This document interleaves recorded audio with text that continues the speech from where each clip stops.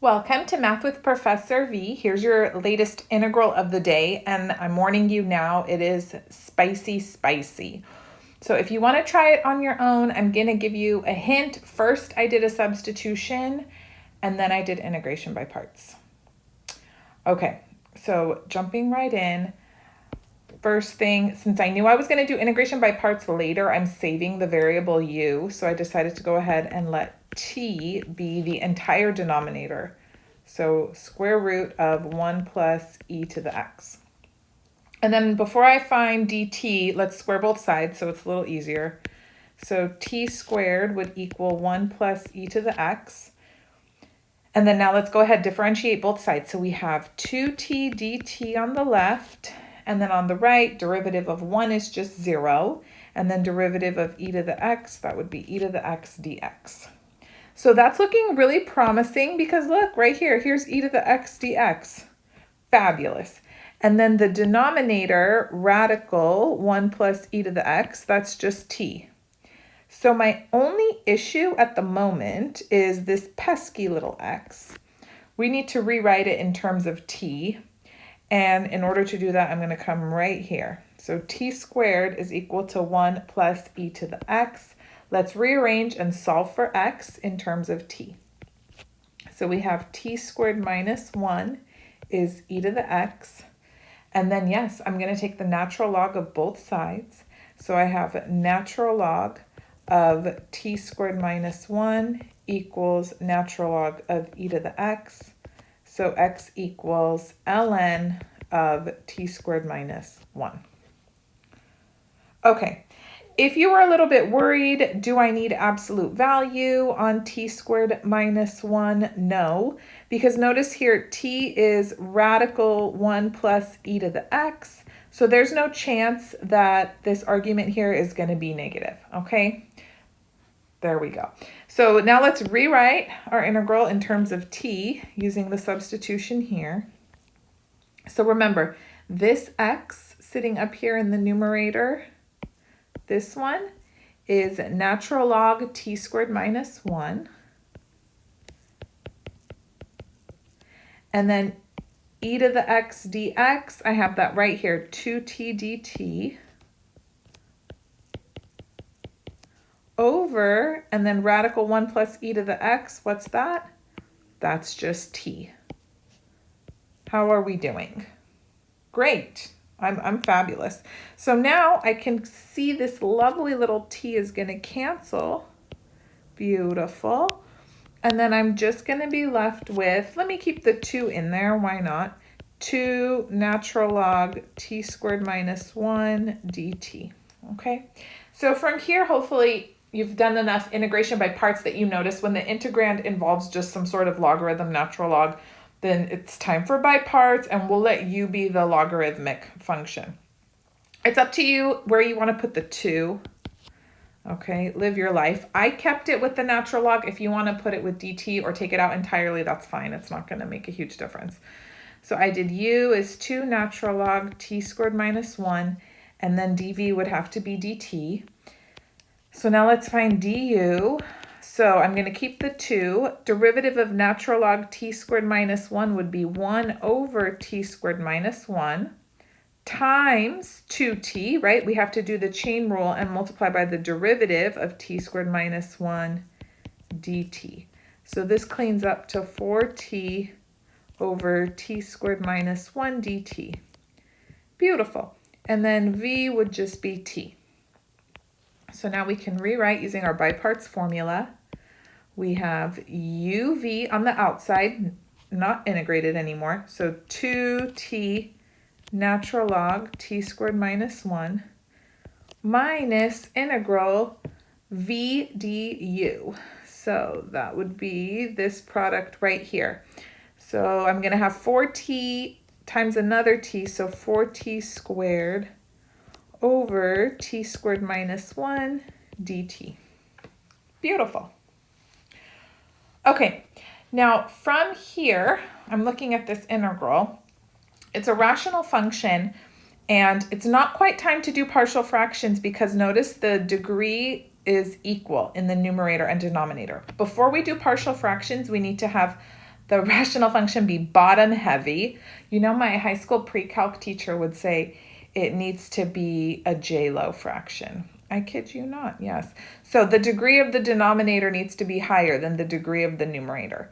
So you have a couple options. You could do long division. I'm just going to show you a little clever way to get out of doing the long division when you just have a couple terms like this. It won't always work, but it's a nice little trick. So I'm going to take the 4 out for a moment, if you'll allow me. So I have 2t natural log t squared minus 1 minus 4 integral. I have t squared minus 1 and now just a t squared left up top. I'm going to try to make the numerator match the denominator.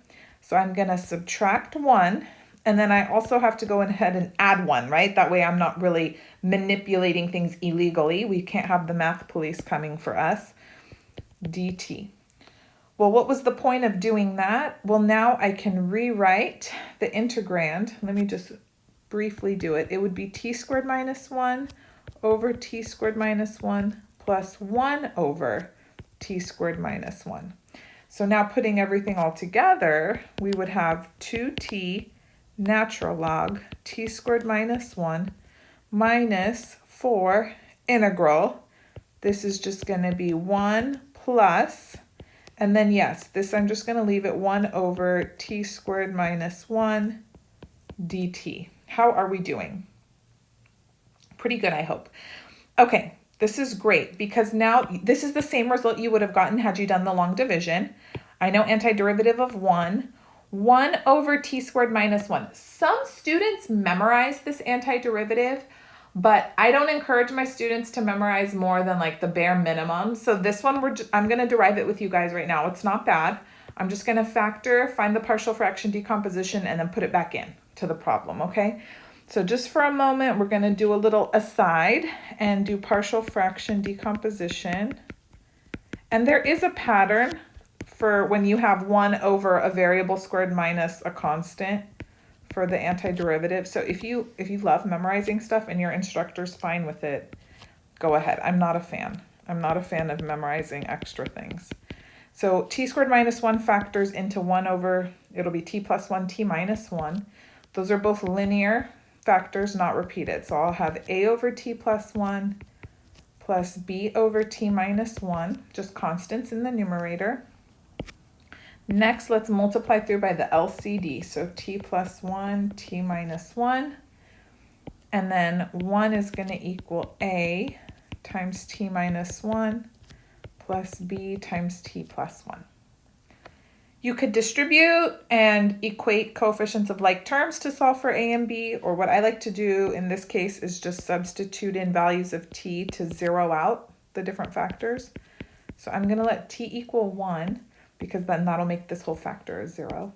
So I have 1 equals a times 0 plus b times 2. So then that means b is positive 1/2. And then if I let t equal negative 1, then 1 equals a times negative 2 plus b times 0. Ooh, so a is negative 1/2. So I'm just going to put everything all together and rewrite the original problem, and then we'll take the antiderivative all in one shot, okay? So we're almost there. You know, it felt spicier when I was working it through on my own. Now that I'm doing it for you guys, it doesn't feel so terrible. 2t natural log t squared minus 1 minus 4 integral 1 minus, why minus? Because a was a negative 1/2. I'm going to put that first, okay? So I'm writing a minus 1/2 over t plus 1. Plus b is positive 1/2 over t minus 1 dt. Okay, good, let's go. Boom, boom, boom. So this is done, this 2t natural log t squared minus 1 minus 4 times antiderivative of 1 is just t. Here I'm going to have minus 1/2 ln. I'll put absolute value for now, but I don't think we're going to need them. T plus 1 plus 1/2 natural log absolute value t minus 1 plus c.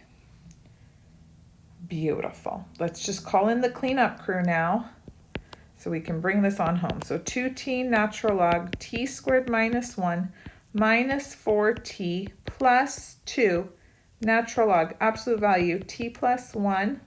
I'm distributing that negative 4, so then this will be minus 2 natural log absolute value t minus 1 plus c. We can combine these into a single logarithm, because if I factor the 2 out, right?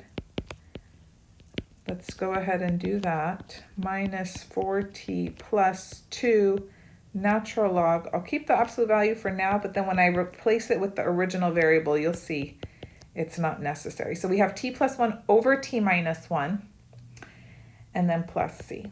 And then we have to think back in the very beginning of the problem.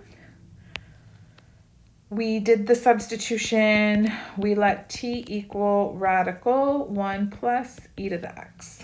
So let's go back and substitute that in. So I'm going to have 2 radical 1 plus e to the x. Natural log t squared would just be 1 plus e to the x, and then I have minus 1 minus 4 rad 1 plus e to the x plus 2 natural log. And then now I see I don't need absolute value because rad 1 plus e to the x is never negative, plus 1. And then even if I subtract 1, rad 1 plus e to the x is always bigger than 1. So I don't need absolute value, plus c. Is that as cleaned up as could be? No, it's not. So 1 plus e to the x minus 1 is just e to the x. And I have natural log of e to the x. Well, you know what that all is. This is just x. So let me rewrite that first term. And I'll put 2x and then the rad 1 plus e to the x.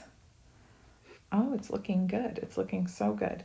Minus 4 radical 1 plus e to the x plus 2 natural log.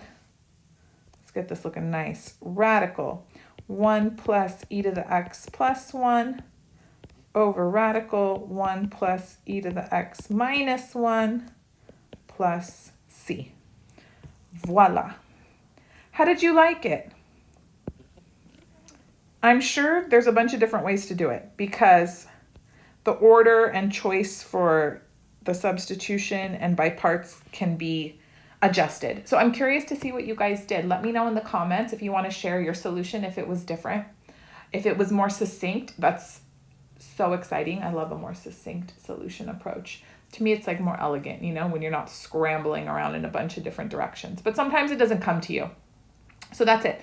It is finals week where I teach like part of this week and next. So I won't be able to really do much new content besides what's like quick and easy for me. But this summer and fall, be ready. We've got business calc coming. I'm going to finish up linear algebra and differential equations. And perhaps the most exciting is a new video series called Algebra and Trigonometry Review for the calculus student. So I'm going to go through and review the basics of algebra and trig and follow the calculus curriculum and then incorporate reviewing those concepts into the material that's in the courses. So I think that'll be really helpful for a lot of students, especially if you've taken a break or you've just forgotten a lot of the math that you learned years ago. Subscribe if you haven't already, give this video a thumbs up and share it with whoever else you might think would enjoy it. Please, I appreciate your support so much. Help my channel grow. It means the world to me. And also you can follow me on Instagram, TikTok, Twitter, Math with Professor V. I love you guys so much. I'll be back sooner than later. Bye.